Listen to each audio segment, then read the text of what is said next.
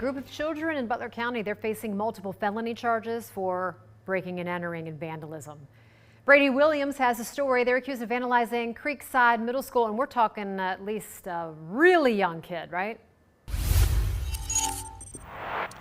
Yeah, at least one of them. The oldest is 11 years old. The youngest is a 6-year-old who has been charged with breaking, entering, and vandalism. We are told that this is not the only time that they broke into the wrestling room here at Creekside Middle School.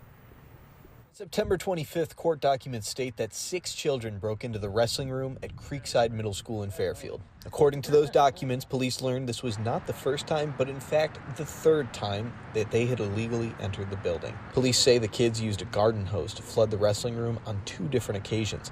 They say the kids broke a weight scale, the door they used to enter, and they had stolen several items. The kids themselves were not adolescent vandals, but rather children aged 11, 10, 9, and a 6-year-old.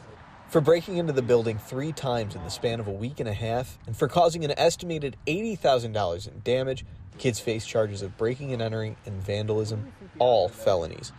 Documents say they all admitted to having committed these actions, and they were read their rights in front of their parents.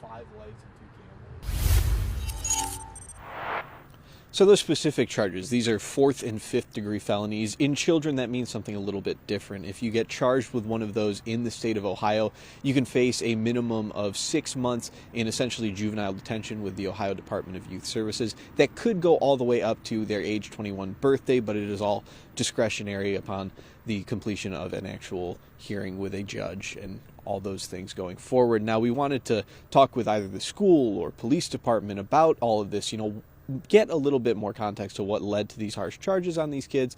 We're still waiting on replies from them. As soon as we get that and as soon as we get an update on the case here, we'll update you here on Fox 19. But for now, live in Fairfield with photojournalist Chris Waldman, Brady Williams, Fox 19 Now.